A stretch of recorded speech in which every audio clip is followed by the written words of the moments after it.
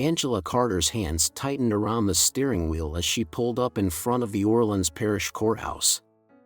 The morning sun glared against the windshield of her gray sedan, forcing her to squint as she checked the clock on the dashboard.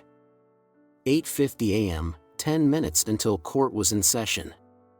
10 minutes until she stepped into a trial that could change everything. For the past 27 years, Angela had dedicated her life to the pursuit of justice. She had built her career on the belief that the law, when applied fairly, was the foundation of a civilized society. But as a black woman in the judiciary, she had learned firsthand that fairness was not always the reality. This morning's case was a stark reminder of that truth. The defendant, Marcus Reynolds, was a 23-year-old black man who had been arrested in his own neighborhood, his only crime appearing out of place. The officer responsible for the arrest, Officer Bill Wilkins, claimed that Marcus fit the description of someone involved in suspicious activity. But there was no evidence, no crime, no reason for the arrest other than a deeply ingrained bias. The trial had gained national attention, drawing in civil rights groups, activists, and news media from across the country. To many, this was more than just a case about one wrongful arrest. It was about an entire system that had allowed racial profiling to go unchecked for generations. Angela knew the weight of what lay ahead. She had reviewed every document, every legal precedent, every piece of testimony that would be presented.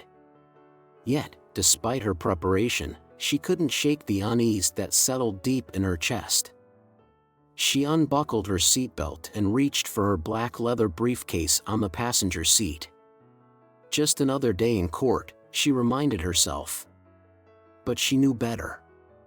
This was not just another day. Outside, the courthouse steps were a swarm of reporters, their cameras poised and ready. A barricade of uniformed officers stood between them and the main entrance, their hands resting on their utility belts, eyes scanning the crowd. Some held batons, others had their fingers near their radios, prepared for any disruption. Angela had long since grown accustomed to media attention, but something about today felt different. The energy was thick, buzzing, almost electric.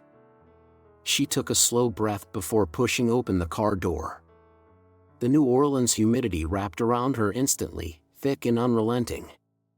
Even in early October, the air held the remnants of the sweltering southern summer. The scent of damp pavement and the faint tang of coffee from a nearby vendor lingered in the air. Angela squared her shoulders, adjusting the gold judicial pin fastened to the lapel of her dark navy blazer. Her robe was still folded neatly inside her briefcase. She preferred to put it on once she was inside the courthouse, away from the prying eyes of the press. As she strode toward the building, she heard a voice calling out, "Judge Carter! Over here!" A group of reporters surged forward, microphones extended like weapons, cameras flashing as they fired questions at her. "Judge Carter, do you believe Marcus Reynolds was racially profiled? Do you think this case will set a precedent? Are you concerned about threats against the court if Officer Wilkins is convicted?" Angela kept her pace steady, her face an unreadable mask of professionalism. She had spent decades perfecting that look, the one that revealed nothing, no matter how loud the voices got. As she neared the entrance, a court clerk, Emily Lewis, rushed to meet her, the younger woman's face flushed with nerves. "Your Honor, everything is set inside. The courtroom is already packed." Angela nodded. "Good. Any issues?" Emily hesitated. "Just a lot of tension. Protesters outside. Some in support of Marcus Reynolds, others siding with the police." Angela had expected as much. She had seen the growing divide in this country, the battle lines drawn between those demanding justice and those who insisted on maintaining the status quo. The weight of it all settled onto her shoulders as she stepped inside. The cool air of the courthouse was a sharp contrast to the oppressive heat outside. The smell of polished wood and freshly printed documents filled the air. Angela glanced down the long corridor leading to courtroom 2B, the sound of distant murmurs and the occasional clatter of shoes against the marble floor filling the space. This was her domain. For all the noise outside, for all the arguments, the debates, the anger, this was where justice was decided. She just hoped that, for once, justice would prevail. Angela Carter moved swiftly through the courthouse's side entrance, eager to avoid the press outside. The coolness of the lobby was a welcome contrast to the muggy heat of the New Orleans morning. She adjusted the strap of her briefcase on her shoulder, her heels clicking against the polished marble floor. She had just a few minutes to reach courtroom 2B, where the trial of State versus Reynolds was set to begin. Her mind raced with final details, jury instructions, procedural considerations, and the weight of the case itself. Then, just as she reached for her ID badge, she felt a presence blocking her path. "Ma'am, I need to see some identification." The voice was firm. Angela looked up to see a young white police officer, his expression unreadable but his stance rigid. He stood just outside the security checkpoint, his fingers resting near his utility belt, close to his handcuffs. Her instinct was to simply comply. After all, security had a job to do, but something about the way he looked at her made her pause. His gaze wasn't one of mere protocol. It was one of suspicion. Still, she kept her face composed. "I'm Judge Carter," she said, lifting her badge higher so he could see. "I'm presiding over the Reynolds case this morning." The officer barely glanced at the badge. Instead, he did something Angela had seen too many times before. He assessed her. Not as a judge, not even as a professional, but as a black woman. His eyes swept over her sharply pressed blazer, the modest pearls at her neck, the way she carried herself. "There's been an incident nearby," he said. "You match the description of someone involved." Angela's breath caught. "Not today. Not here." She held on to her composure, keeping her voice even. "Officer, I'm walking into my own courtroom. I don't have time for this." She extended the badge again, this time a little closer, forcing him to acknowledge it. But he didn't. Instead, his stance shifted, more assertive now, his shoulders squared, his body subtly blocking her path. "I don't care who you say you are, ma'am. You need to answer a few questions." Angela inhaled sharply. She had been through this exact scenario before.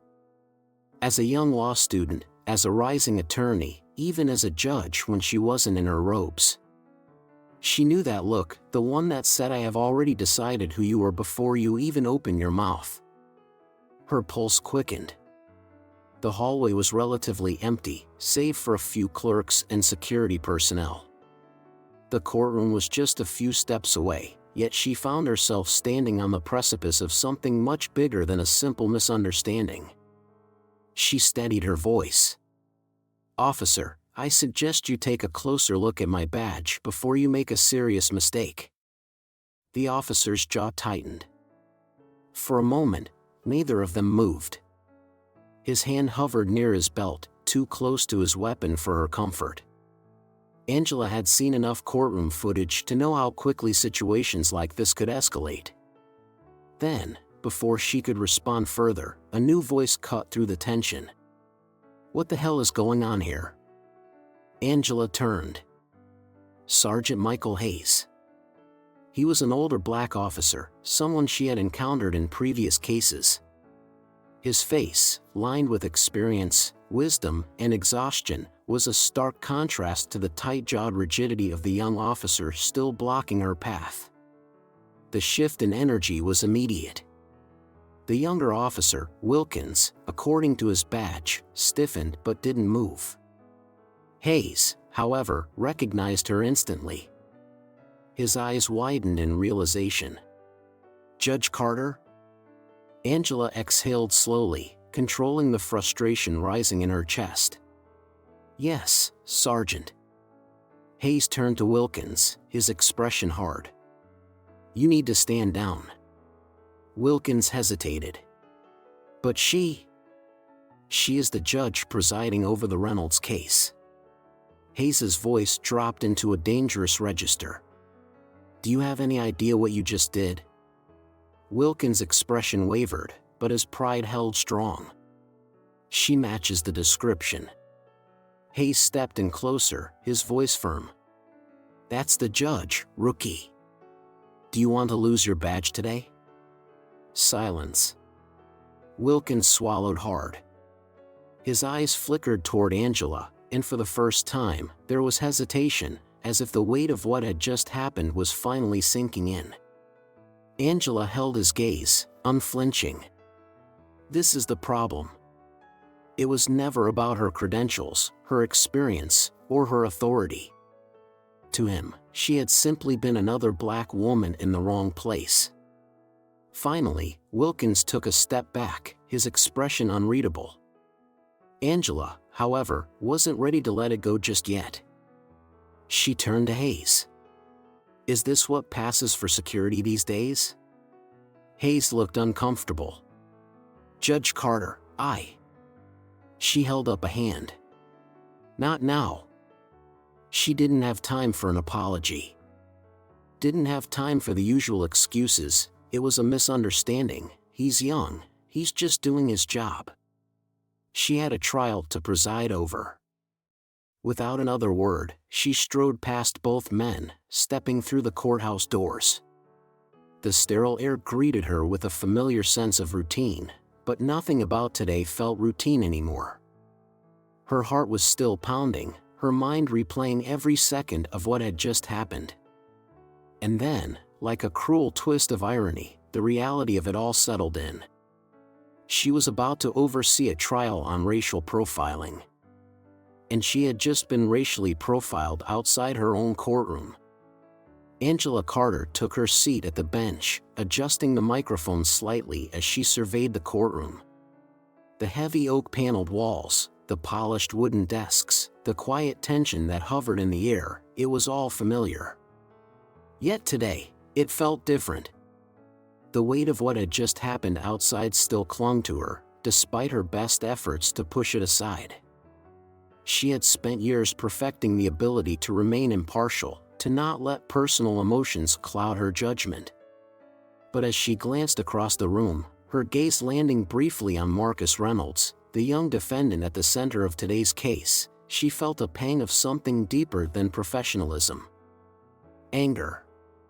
Frustration. Recognition. Taking a slow breath, she forced herself to focus. She raised the gavel. Bang. The murmurs in the gallery stilled instantly. Court is now in session. The case of State versus Reynolds will proceed. The attorneys rose in unison.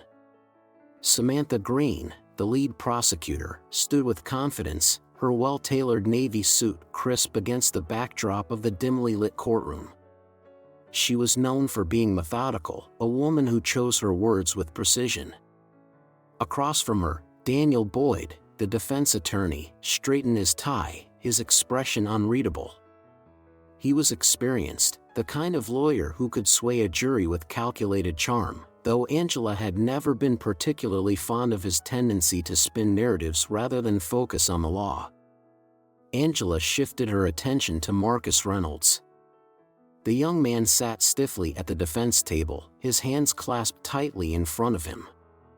He looked younger than his 23 years, his dark brown eyes darting nervously across the room.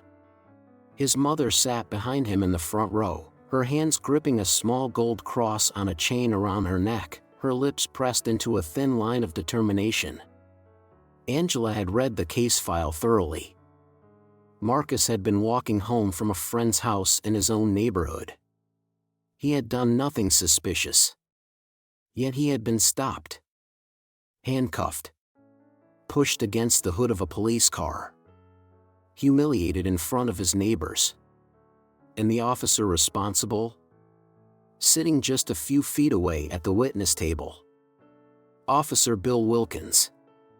Angela let her gaze flicker toward him, and for a brief second, their eyes met.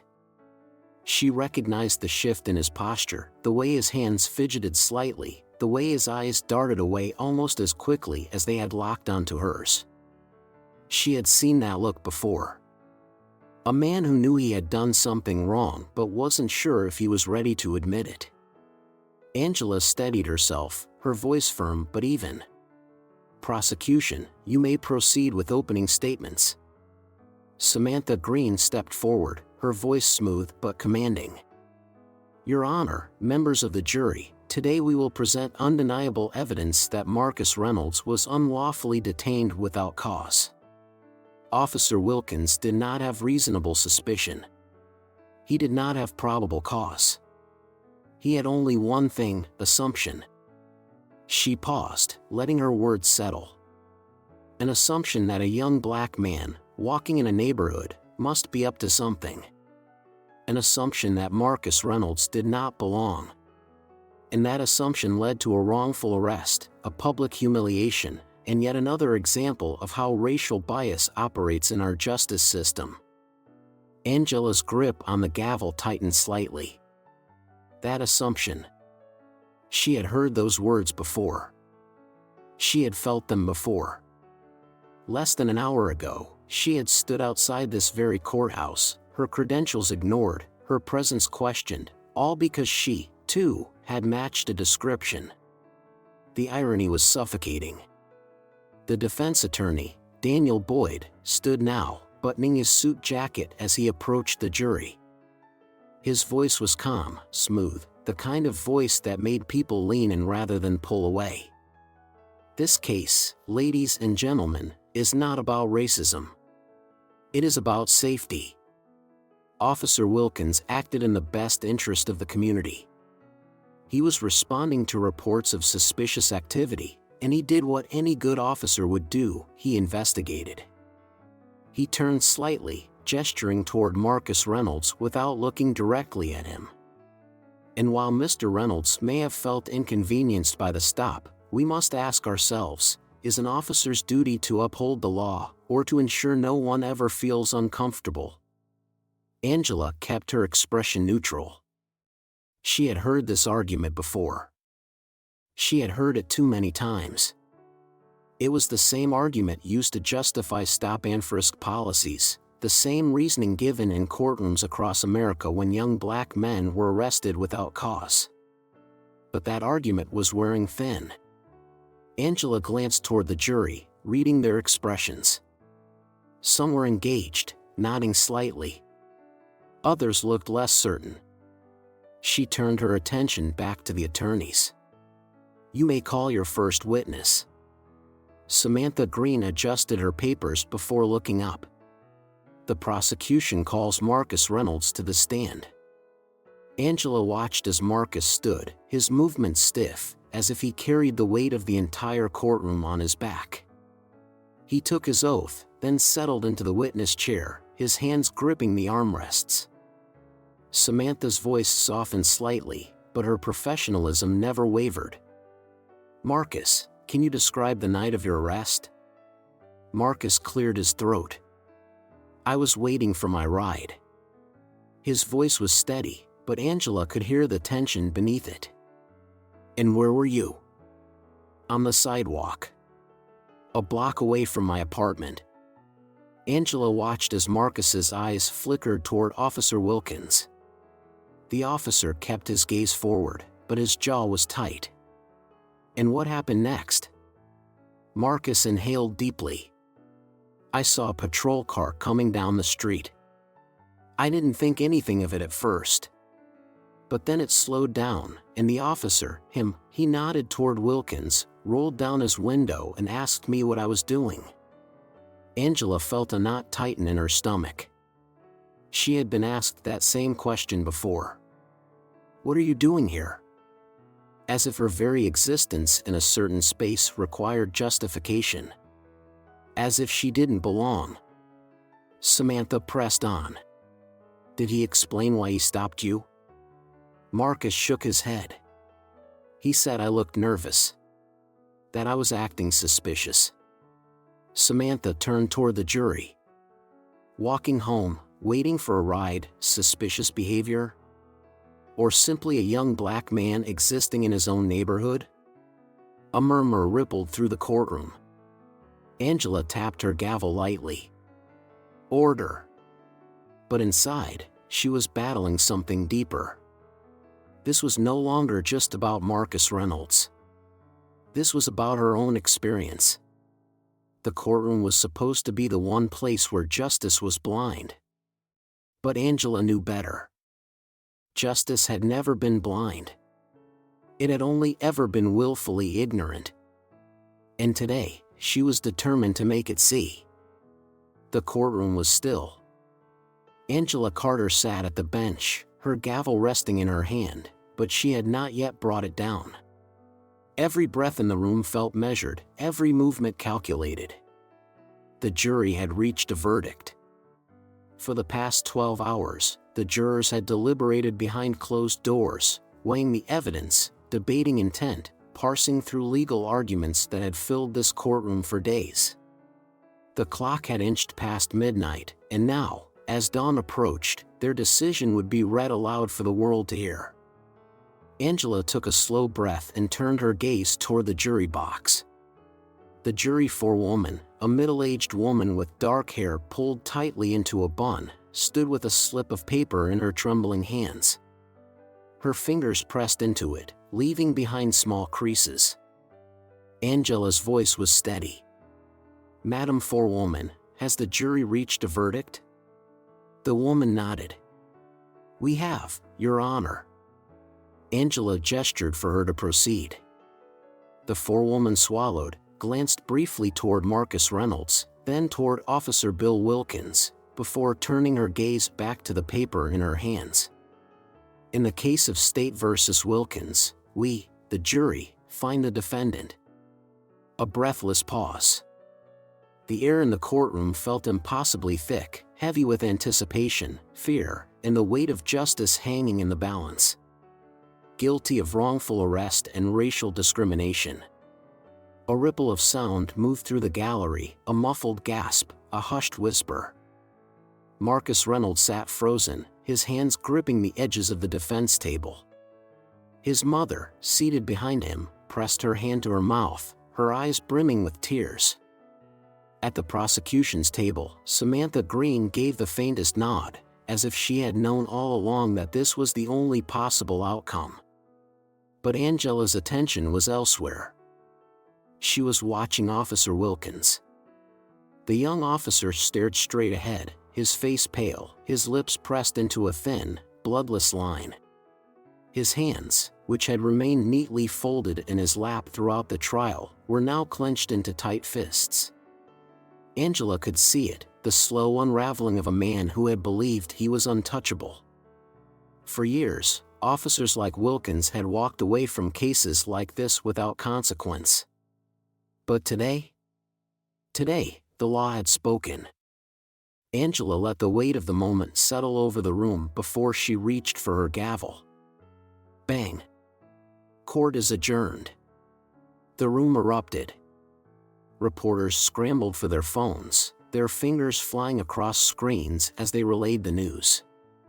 The voices of legal analysts, community activists, and ordinary citizens spilled from the back rows, their emotions running high, some in celebration, others in quiet disbelief.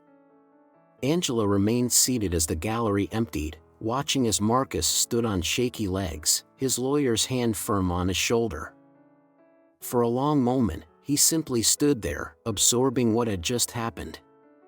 Then he turned, to his mother first, who embraced him with a fierce, trembling grip, and then toward Angela herself.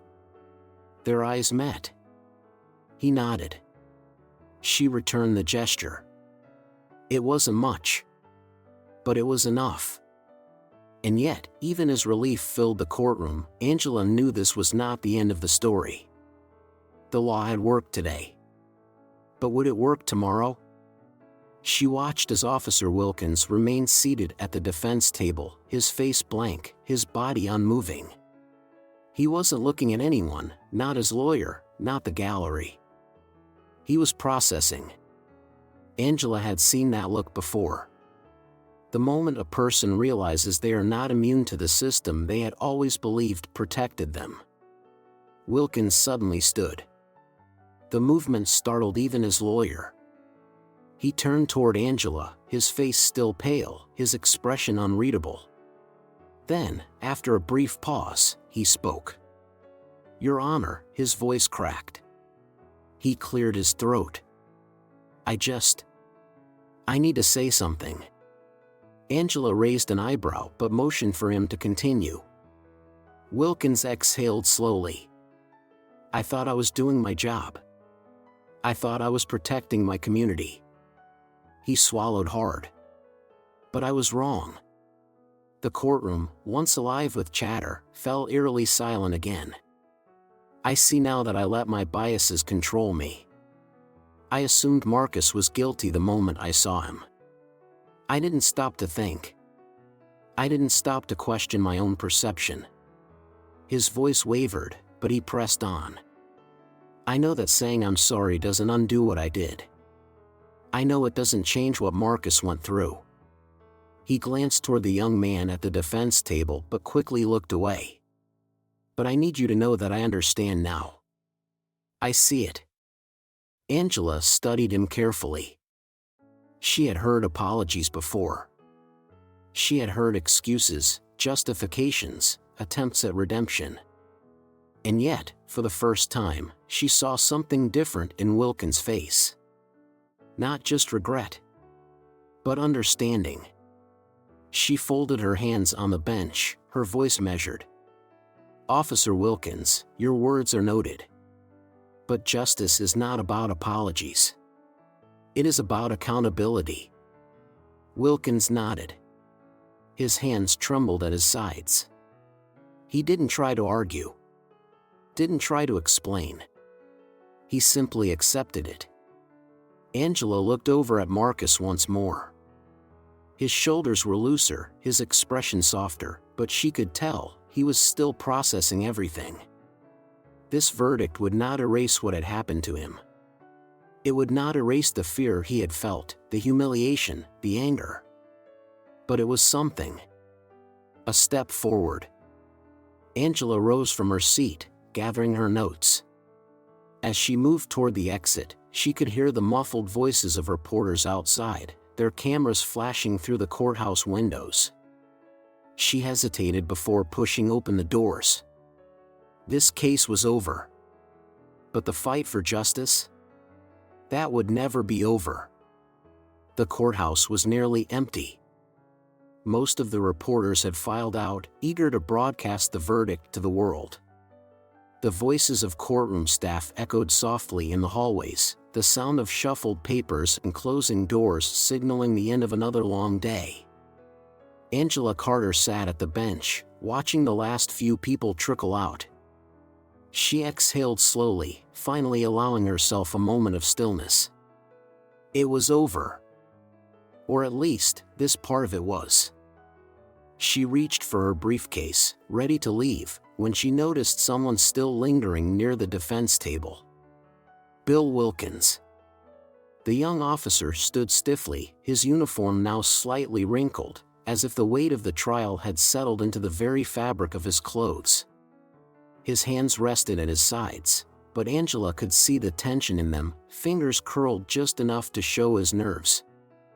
She sighed. She had expected this. Slowly, she rose to her feet. "Is there something you need, Officer Wilkins?" He hesitated before stepping forward, his eyes flickering toward the empty jury box, then back to her. "Judge Carter. He stopped, exhaling sharply. "I didn't expect to see you here."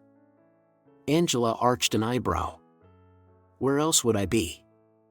Wilkins let out a small, humorless chuckle. "I guess I just thought you'd leave right away.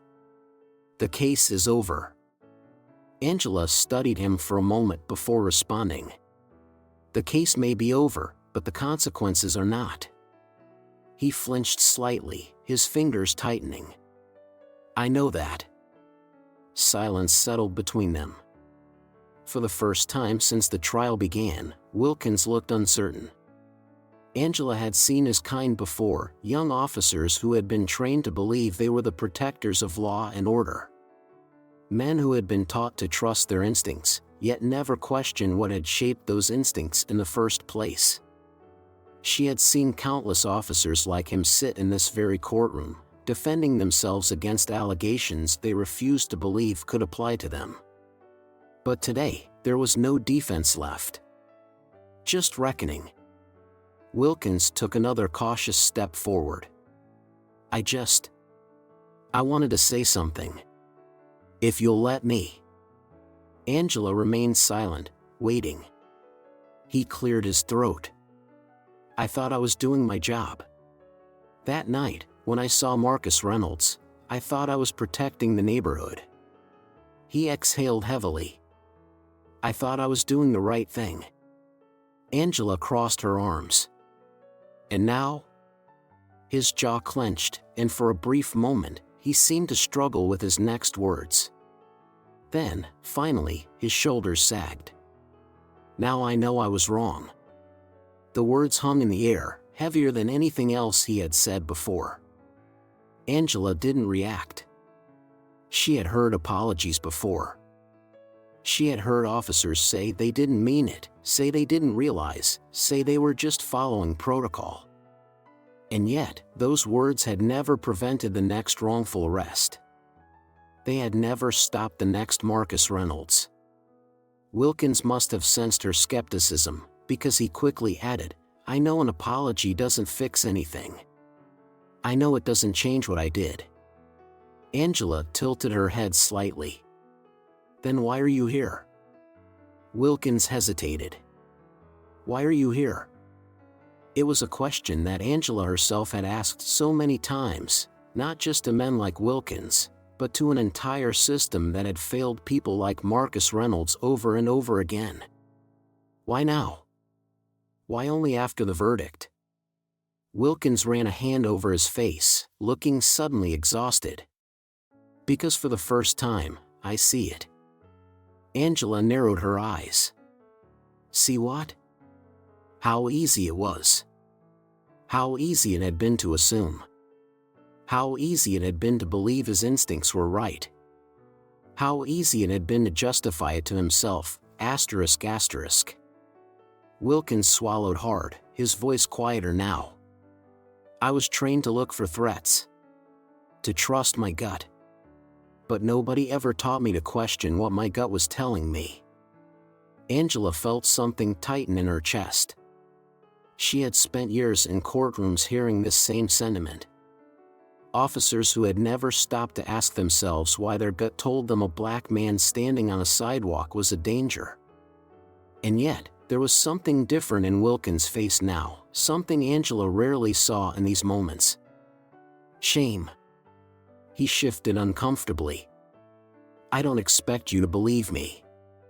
Hell, I don't even know if I believe myself yet. His voice lowered.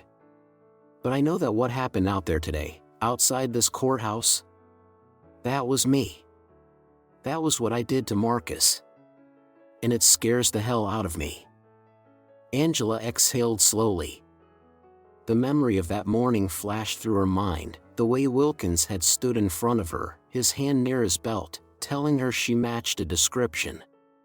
She had been on her way to oversee his trial, and yet he had still looked at her and only seen suspicion. Even now, standing before her, there was no erasing what had been done. She studied him carefully. So what do you plan to do with that realization, Officer Wilkins? His mouth opened, then closed. He didn't seem to know. Good, Angela thought. It meant this moment was real. She let the silence stretch between them before finally speaking. I won't tell you how to fix this, Wilkins. That's your work to do. Wilkins nodded once. He didn't argue, didn't make excuses. He simply accepted it. Angela reached for her briefcase and turned toward the exit. She didn't offer him comfort. He had a lifetime of work ahead of him. And for Angela? She had another case to hear tomorrow. The system would not stop moving. And neither would she. The weight of the trial still lingered in Angela Carter's chest as she exited the courtroom. The once crowded halls of the courthouse were nearly empty now, save for a few lingering clerks and security officers finishing their shifts. The fluorescent lights above flickered faintly, casting long shadows on the polished floors. She needed a moment to breathe. As she turned down the corridor leading to her chambers, a familiar voice stopped her in her tracks. Judge Carter. Angela turned to see Sergeant Michael Harris standing near the doorway, his hands tucked into the pockets of his uniform.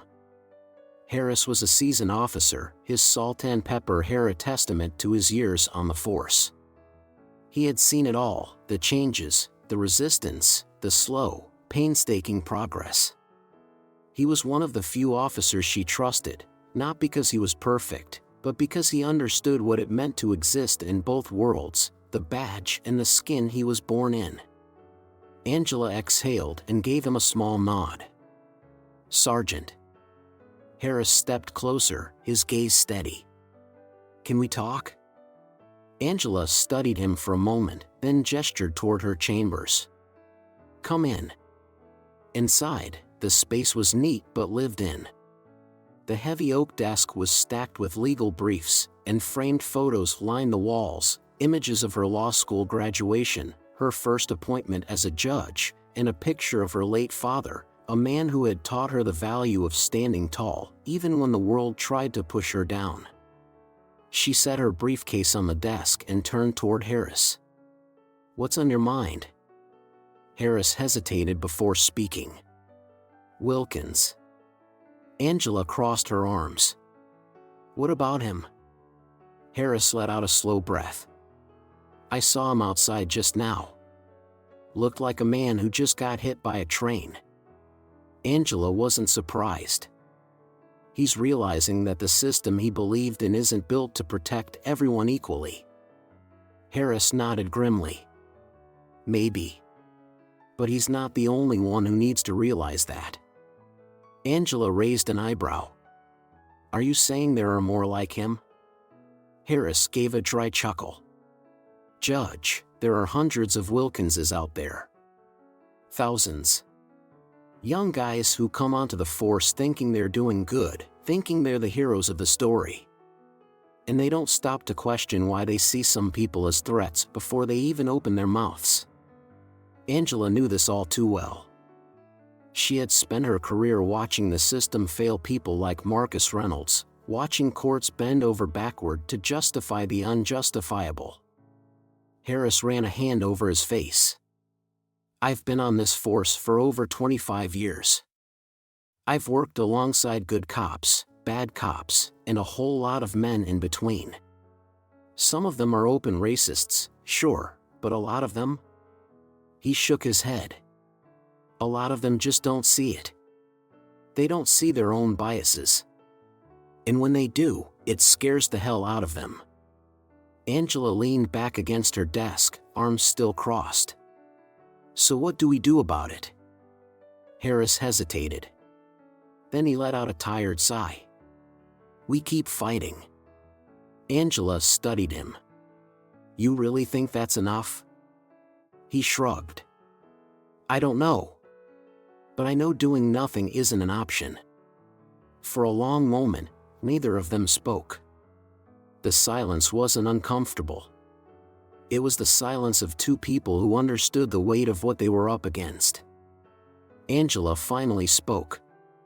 You know, when I walked into this courthouse today, I knew what kind of trial I was presiding over. I knew it was about racial profiling. About how officers like Wilkins make decisions that ruin lives. She exhaled sharply. But I never expected to be profiled outside my own courtroom. Harris's jaw tightened. I heard about that. Angela shook her head. That's the problem, Michael. It's not just happening to young black men in hoodies on street corners. It's happening to me. A judge. In my own courthouse. Harris nodded slowly. I won't argue with you there. I know it's bad. But that's why we have to fix it from the inside. Angela arched an eyebrow. And how do you plan to do that? Harris's face hardened. By holding my own accountable. Angela didn't respond right away. She had heard officers say that before, say they wanted change, say they wanted reform. But when it came time to act, many of them stayed silent. Harris, though, was different. She had seen the way he handled cases, the way he called out injustice even when it cost him. She sighed. It's not going to be easy. Harris chuckled, the sound tired but resolute. Nothing worth doing ever is. Angela finally pushed off her desk and walked toward the window. Outside, the sun was starting to rise, casting long golden shadows over the city. She turned back to Harris. If we keep fighting, will it ever really change? Harris met her gaze. Piece by piece. Angela nodded slowly, letting the words settle. Piece by piece. The verdict in the Reynolds case wouldn't fix the system overnight. It wouldn't erase the years of injustice, the names of those who had never gotten their day in court. But maybe, just maybe, it was a start. Angela Carter stepped out of the courthouse into the crisp morning air, the weight of the trial still pressing against her shoulders. The street was quieter now. Most of the reporters had already filed their stories. The protesters, both those who had cheered the verdict and those who had denounced it, had mostly dispersed. But the tension still lingered, like the distant rumble of a storm that hadn't quite passed.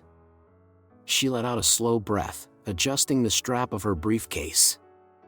It was done. Marcus Reynolds had won his case.